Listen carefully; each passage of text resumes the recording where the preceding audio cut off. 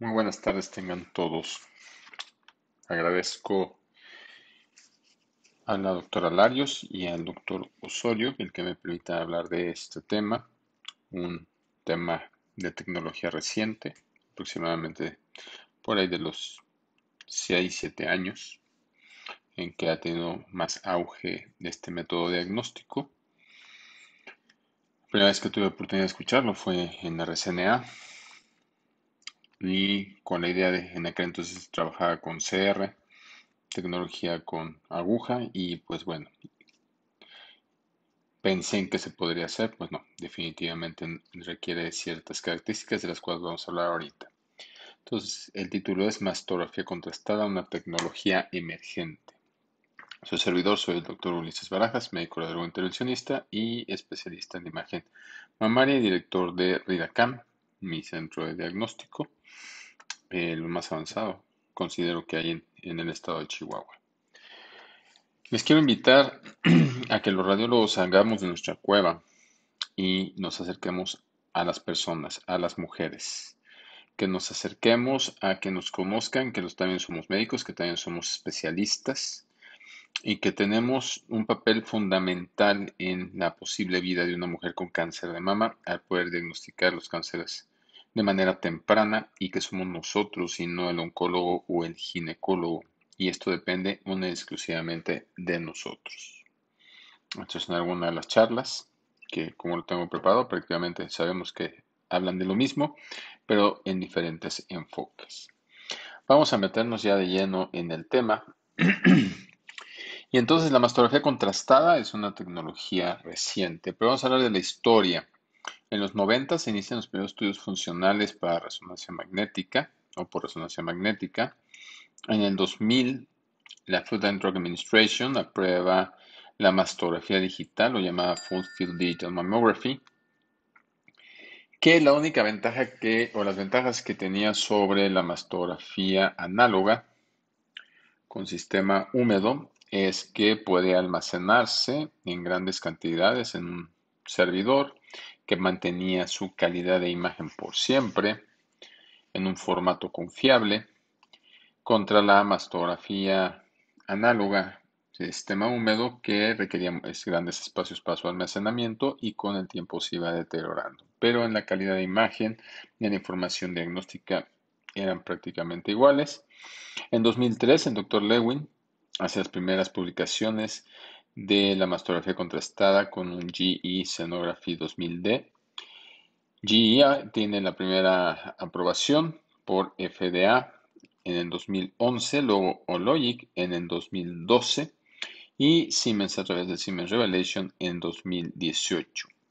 Es una tecnología emergente y por tecnología emergente debemos entender que eso no es un tema nada más de medicina, es un tema general donde se habla de tecnologías que pueden ayudar al ser humano, pero que todavía le falta desarrollo e investigación. Eso es una tecnología emergente y el caso de la mastografía contrastada es el caso. Es un complemento a la mastografía, ya sea la 2D o bien tomosíntesis y ultrasonido y de primera elección en grupos de riesgo. Asimismo, pues, igual que la resonancia, que también es para grupos de riesgo, tiene las mismas indicaciones. Tenemos que el coeficiente de atenuación es una de las bases para hacer diagnóstico y para hacer el uso de la mastografía contrastada. Y según la densidad es la absorción, donde tenemos que la grasa tiene menor coeficiente de atenuación y el yodo y las masas tienen más tejido, más coeficiente de atenuación. O sea, más absorción de los rayos X y por lo tanto más evidente. El medio de contraste, como ya hablamos del yodo, tiene mayor coeficiente de atenuación y los tejidos lo absorben, dando realce o reforzamiento, volviéndose más densos. Se puede inyectar material de contraste de manera directa o indirecta. Directa es directamente en el ducto, como hacemos las galactografías. Incluso podemos hacer galactografías por tomosíntesis. Y en caso de no tener salida de secreción, pero encontrar ductos dilatados, podemos hacer incluso también galactografía con inyección percutánea del material de contraste directo sobre el ducto y después hacer la tomosíntesis. Y la forma indirecta, que es lo que utilizamos para la mastografía contrastada, pues bueno, es la inyección endovenosa con un inyector, como lo hacemos en tomografía, como lo hacemos en resonancia. ¿Y cuál es la base física y fisiológica de la mastografía contrastada? Pues bueno, es la formación, la angiogénesis, la formación de nuevos vasos o neoangiogénesis, recordando que la angiogénesis se da de manera recurrente en el endometrio, pero bueno, esto es una neoangiogénesis, vasos que no están regulados por el mismo cuerpo, el cuerpo es engañado a través de los tumores y que estos tienen la peculiaridad de tener un factor de crecimiento endotelial vascular, ¿sí?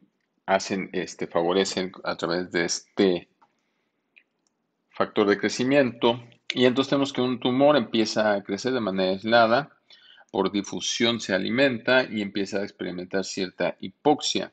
Entonces, ante la necesidad de nutrientes y de oxigenación, engaña al cuerpo para que formen nuevos capilares, estos sin orden y por lo tanto son vasos frágiles y que son tendientes a la extravasación. Ese es un principio para la mastografía contrastada, igual que para la resonancia magnética. Y bueno, el mismo tumor también se ve beneficiado por ese transporte de nutrientes y por lo tanto cuando inyectamos el material de contraste, pues también capta el material de contraste. ¿Qué es la mastografía contrastada? Es una suma de dos imágenes, donde tenemos una primera imagen de baja energía, que es una 2D, es exactamente la misma información y la misma calidad de imagen que tenemos con una mastografía 2D. Y tenemos la de alta y que sirve para diagnóstico, perdón. Y le tenemos la de alta energía, que es la que es ya, se considera con contraste, que no es diagnóstica. Al tener la combinación o recombinación de ambas imágenes, parecido a una sustracción digital, podemos entonces tener el realce de las estructuras que se ven beneficiadas, que se ven incrementado su realce de contraste, su coeficiente de atenuación aumenta y es más evidente. ¿Qué es la energía dual? Como ya dije, son dos energías de baja energía y alta energía. La baja energía, similar a la 2D, nos permite ver calcios, que a la resonancia no. Nada más que es baja energía, entonces llegamos hasta 31 kilovoltios. Es la que es morfológica y diagnóstica. La de alta energía revela zonas de realce, por sí sola no es diagnóstica, tiene altas dosis de 45 a 49 kilovoltios y nos habla del aspecto funcional. Recordando que para que podamos ver el realce del contraste requerimos más de 33 kilovoltios. La imagen 2D, baja energía, dosis igual a la mastografía 2D. La imagen funcional, recombinada o combinada, aumenta la dosis del 25 al 50% y algunos autores hablan del 40 al 80%, 1.5 veces mayor a la 2D, perdón aquí por la D, que está en minúscula. Tienen una dosis absorbida desde 2.49 hasta 3 miligrays y que entra dentro de lo máximo permitido tanto por los Estados Unidos como por la Unión Europea. Entonces entra dentro de los parámetros y no estamos radiando de más a los pacientes. En cuanto a la dosis de radiación y tal vez la justificación o el aporte del por qué es válido hacerlo, la mastografía contrastada o Contrast Enhanced Mammography tiene un riesgo discretamente adicional y para esto está el AR, que es el Life Attributable Risk, dependiente a la edad, donde el riesgo es de 2 en 100,000 mujeres a los 40 años, de 0.4 en 100,000 a 60 años y de 0.1 en 100,000 mujeres a los 80 años. Entonces, cuando vemos la presentación del número de cánceres en 100,000 mujeres, donde vamos a tener un riesgo de padecer cáncer de 12,000 en 100,000, o un riesgo de mortalidad por cáncer de mama de 3,000 casos en 100,000 mujeres, pues es válido el riesgo atribuible para hacer diagnóstico. Haciendo un pequeño comparativo entre la mastografía contrastada y la resonancia magnética, tenemos que la mastografía contrastada es mucho más rápido, aún en las secuencias abreviadas que actualmente se están haciendo y que se idearon como una forma de competencia con la mastografía contrastada. Aún así, una abreviada no tiene un tiempo menor a 25 minutos contra 7 minutos de la mastografía contrastada. Es de mucho menor costo contra mayor costo de la resonancia. Correlaciona con la mastografía, o sea, exactamente la misma imagen que vemos por mastografía 2D o imagen de baja energía, la podemos constatar y la podemos comparar inmediatamente con la de la imagen recombinada. No correlaciona con la mastografía, o sea, no es exactamente la misma imagen. Podemos ver calcios por la mastografía contrastada, que, bueno, por la de baja energía, que no se observan por resonancia magnética. La imagen de baja energía nos da una información de una mastografía convencional. Ventaja de la resonancia magnética es sin radiación ionizante. Otra ventaja de la mastografía contrastada es que es una interpretación inmediata, es decir, en cuanto terminamos el estudio ya podemos decir si hay un realce o no hay un realce de contraste. En resonancia requerimos postproceso. Es más tolerable, o podemos decir que es tolerable la mastografía contrastada contra la resonancia magnética. El hecho de la paciente estar en posición prono, recargada sobre la antena, algunas o bastantes tienen sobrepeso, les incomoda, contra una mastografía que es, como ya lo dije, es un corto tiempo. Y desde luego el tema de la claustrofobia. En la contrastada no hay claustrofobia. En la resonancia, la mastografía contrastada no hay claustrofobia, y en la resonancia magnética contrastada sí existe ese tema. Aquí tenemos un caso donde es una proyección cefalocaudal donde vemos una asimetría hacia el cuadrante externo con una calcificación concomitante. Hacemos la proyección recombinada de mastografía. Esto es la imagen de baja energía, la alta energía, y qué es lo que nos topamos con un nódulo en el sitio donde se encontraba la simetría que no se podía ver, con calcificaciones adyacentes. Requerimientos para la mastografía contrastada: es un mastógrafo digital con un software dedicado, filtro de cobre o titanio, inyector de uno o dos cabezales, y se puede realizar en cualquier día del ciclo menstrual, a diferencia de la resonancia que debe o es ideal hacerlo entre el día 5 y el día 12. ¿Qué equipo se requiere? Se requiere un mastógrafo con los requerimientos que ya mencioné, un software especial y ciertos filtros, con un tubo con un ánodo de molibdeno, tungsteno, que es el wolframio, el rodio, con un filtro normal de molibdeno, radio o plata. Y para hacer la mastografía contrastada necesitamos filtros de cobre, que lo ocupa GE y lo ocupa Logic, y Siemens ocupa de titanio, para tener un mejor efecto de atenuación, coeficiente de atenuación. Requerimiento del personal: pues tener un entrenamiento que es imprescindible tanto en médicos como en técnicos, investigar alergias al material de contraste. Médicos siempre en el área, ese es un tema importante. ¿Por qué? Porque pues, sabemos que podemos tener reacciones al material de contraste, y entonces debe estar ahí el médico. Equipo especializado y un inyector de uno o dos cabezales. ¿Cómo se hace? Se canaliza una vena periférica con un pulso CAD 18 para que garanticemos un buen flujo del contraste. Nosotros, cuando ya le dimos una vez, intentamos puncionar la vena y no lo puede hacer nuestras técnicas, nosotros los puncionamos guiado por ultrasonido, tratando nada más de dar no más de 2 piquetes a una paciente y que sea menos incómodo. Tener cargada la jeringa con suficiente medio de contraste a 1.5 mililitros por kilogramo de peso, con un máximo de 120 mililitros, y vamos a tener un caudal o una inyección a 3 mililitros por segundo. Posterior se puede inyectar un bolo de solución salina, como se hace en la tomografía computada, pero tener un inyector de doble cabezal dedicado para mastografía contrastada se vuelve sumamente costoso. Si ya de un cabezal ya representa un costo. Y en sitios como como el RIDACAM, que no tenemos tomografía, solamente tenemos mastografía contrastada, pues es de un solo cabezal. Medio de contraste no iónico de menor osmolaridad posible. ¿Y cómo se hace el estudio? ¿Cómo se hace la adquisición? Se hace la inyección del material de contraste, dejamos un tiempo de latencia de 2 minutos y a partir del minuto 2 hasta el minuto 7, es decir, 5 minutos para poder hacer el estudio. Primero, la secuencia que nosotros ocupamos es tener una CC de la mama sospechosa y una craneocaudal de la no sospechosa. ¿Por qué? Si la paciente llegara a presentar algún tipo de reacción o algún problema, si nada más logramos tomar estas dos proyecciones, va a ser más fácil poder hacer un comparativo. En cambio, si hiciéramos la MLO seguido de la CC en la mama sospechosa y la paciente, tenemos que interrumpir el estudio, ya no tendríamos ese comparativo entre las dos mamas. Entonces, por eso ocupamos esta rutina. Primero las dos de CC, después las dos MLO.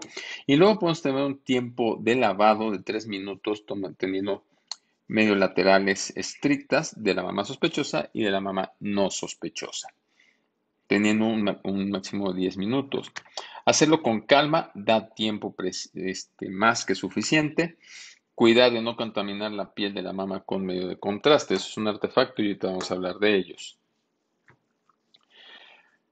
Cuando está contraindicada, pues ya sabemos las mismas contraindicaciones de lo que tiene que ver con la radiación y qué tiene que ver con el material de contraste. Absolutas: embarazo, insuficiencia renal aguda, disfunción tiroidea, bocio, enfermedad de Graves, hipertiroidismo, mieloma múltiple. Relativas: alérgicas al medio de contraste. Sabemos que podemos premedicar a nuestros pacientes o bien cambiar el medio de contraste. Insuficiencia renal crónica: si la paciente puede de la mastografía ir a dializarse. Las indicaciones: antecedentes serofamiliares y o de alto riesgo, distorsiones de la arquitectura, valoración preoperatoria para ver si hay multifocalidad, multicentricidad o bilateralidad, pacientes en seguimiento por ser de alto riesgo, respuesta a la neoadyuvancia, quimioterapia, ganglio positivo por biopsia percutánea, es decir, un cáncer oculto y que tenemos que irlo a buscar, que antes de la mastografía contrastada, pues la opción era resonancia magnética siempre, y discrepancias entre segunda o tercera opinión. ¿Cuáles son los factores? Los pacientes con alto riesgo, mayores, portadores de mutaciones de alta penetrancia como el BRCA1 y BRCA2 y otras mutaciones, historia familiar, familiares en primer grado de cáncer bilateral o cáncer antes de los 50 años sin mutaciones demostradas, radioterapia de tórax antes de los 30 años, por linfoma, por ejemplo, antecedentes de hiperplasias atípicas, neoplasia neuroiliar, atipia plana, cicatriz radiada o también llamada adenosis esclerosante, antecedente personal de cáncer de mama y densidad mastográfica aumentada. Esto es un tanto comprometido, pero bueno, finalmente sabemos que una mama densa es complicada para hacer diagnóstico, entonces hay lugares como en California donde está regulado que se les tiene que hacer una resonancia magnética. Alto riesgo: sabemos que las mujeres de alto riesgo, 15 mujeres de cada 1000 van a tener cáncer. La mastografía contrastada tiene una especificidad igual o mayor a la resonancia magnética por muy poquito, 94.7 contra 94.1, y tiene un valor predictivo negativo de 99%. Aquí tenemos un caso de una paciente que debuta con ganglios de gran tamaño, densos, con calcificaciones pleomórficas, ductales, sin una masa como tal. Se hace la mastografía contrastada y se confirma que se trata de este nódulo que se encuentra en cuadrante superexterno, que ya lo habíamos visto, aún en una mama con patrón glandular tipo B, fibro glandular disperso, que en teoría debería ser más fácil de ver. Pues bueno, ocupamos la mastografía contrastada para confirmar que se trataba de este nódulo como el causante de estos ganglios. Se hizo la biopsia y fue un carcinoma endometrial infiltrante. Distorsiones de la arquitectura: el maestro Tabar menciona que por ultrasonido 3D pueden ser más fáciles de observar, porque a veces cuestan un cuanto tanto de trabajo. Entonces es difícil de distinguir en la proyección 2D, más evidentes en tomosíntesis por bastante. Si no se observan en la mastografía contrastada, no garantiza benignidad, pero se considera un predictor fuerte de benignidad y solo se sigue en vigilancia. Si hay reforzamiento, hay que hacer biopsia o marcaje con alcohol prequirúrgico. Yo, en lo personal, todos mis pacientes van a biopsia, ya sea por ultrasonido, si es que logramos localizar el sitio, o bien por mastografía por tomosíntesis. 21% de estas distorsiones se asocian a cáncer de mama. Aquí tenemos una paciente que tiene una simetría focal, es el cuadrante ínfero interno de la mama izquierda. Le hicimos un cono de compresión y magnificación sin haber dispersión del mismo. Se hace mastografía contrastada. Contamos con realce de la asimetría. Hicimos biopsia. Se trató de un cáncer lobulillar. O esta paciente que tenemos tejido glandular denso, heterogéneamente denso, o podría ser también extremadamente denso. Me parece más que heterogéneamente denso.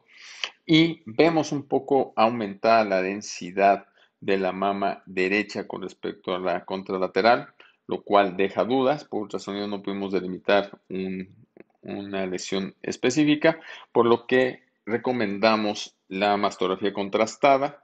Vimos también que tenemos ganglios con hiperplasia de la cortical. Entonces hacemos la mastografía contrastada y se fijan, hay una simetría en el realce del contraste, siendo mucho más evidente el cuadrante superexterno de la mama derecha contra la mama izquierda, y fue también una neoplasia. Las microclasificaciones se ven con claridad en las imágenes 2D o también llamadas de baja energía, y desde luego en la tomosíntesis, cuando antes se proponía que así no era. Con la tomosíntesis se ven muy bien, no se ven por resonancia magnética, se valora si hay realce. La ausencia no descarta al 100%, por eso pueden quedar en vigilancia.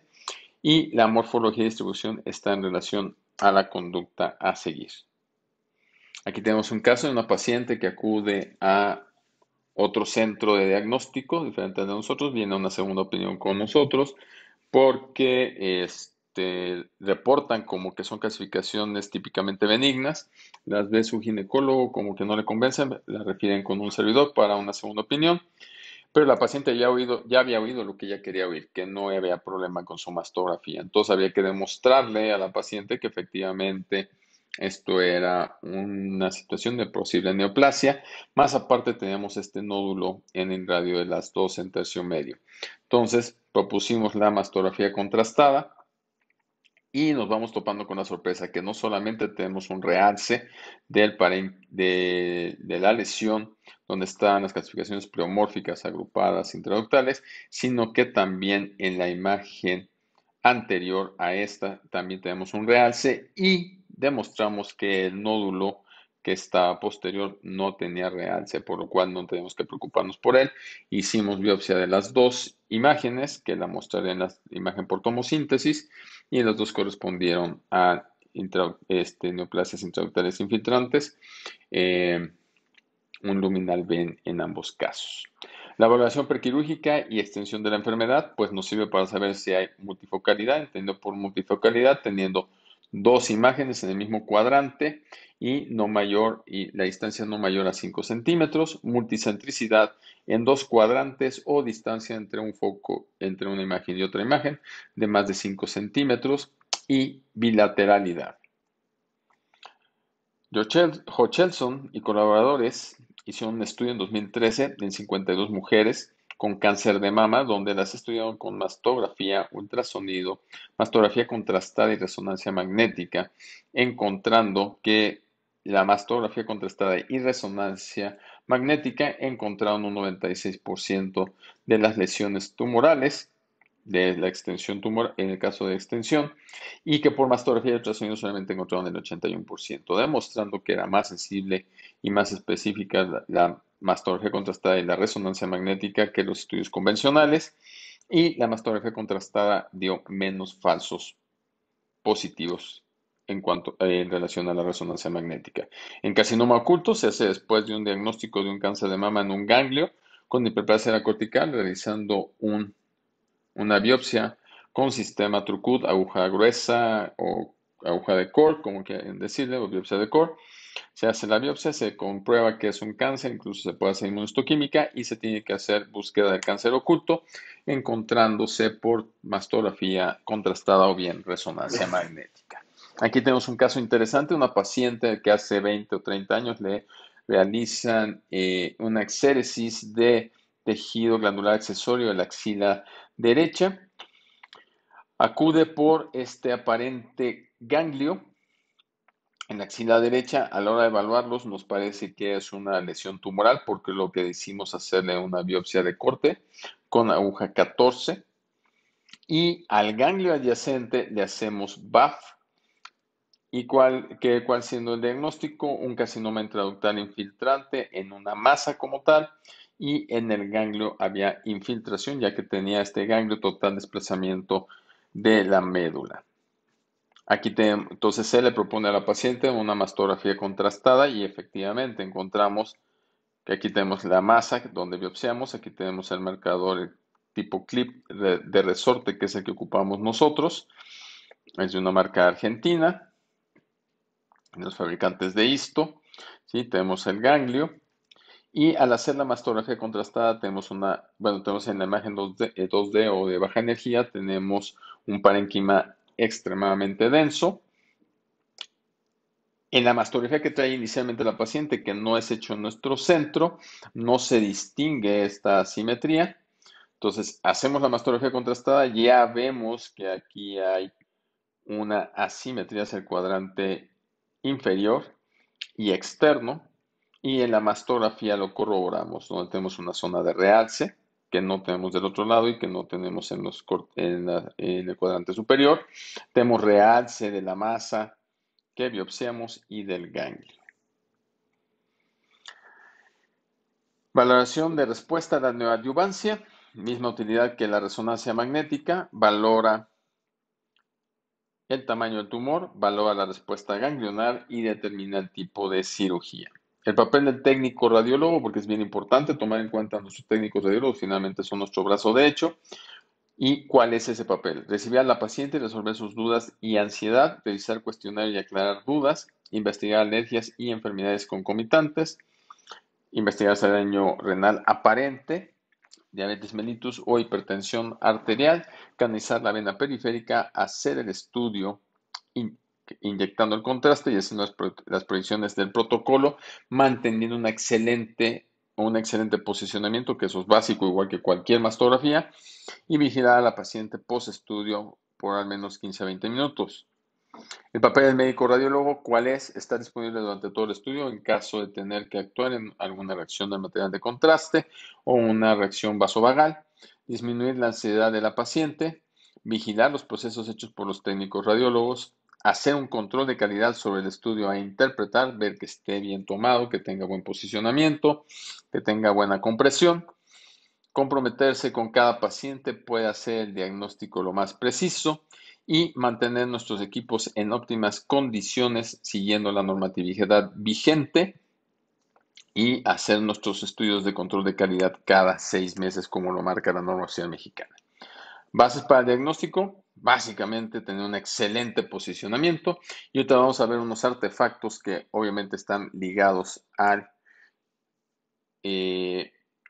la base del diagnóstico.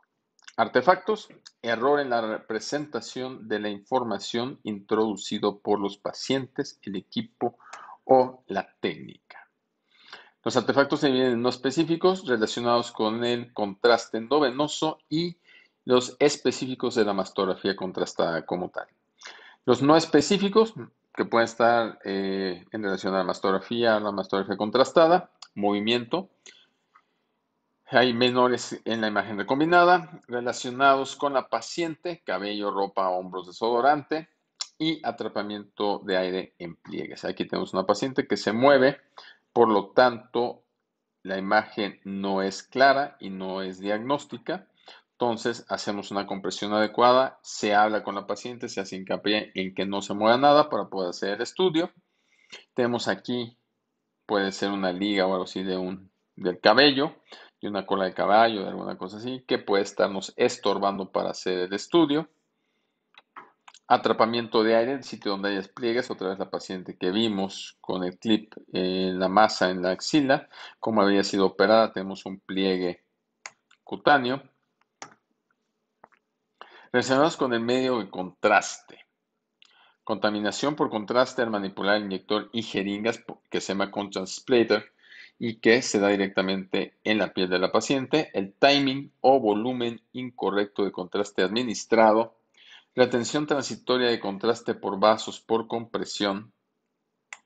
Y esto es, aquí tenemos una imagen lineal que corresponde a material de contraste en la piel y que por lo tanto se contaminó la imagen, que es el contrast splatter. Hay que tener mucho cuidado y limpieza.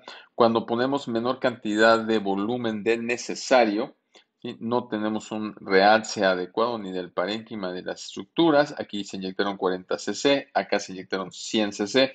Ya vemos cómo los vasos, tenemos material de contraste, tenemos mejor realce a nivel de la axila, que no teníamos del todo a los 40 centímetros cúbicos, y nos da una mejor idea de si hay o no hay actividad tumoral.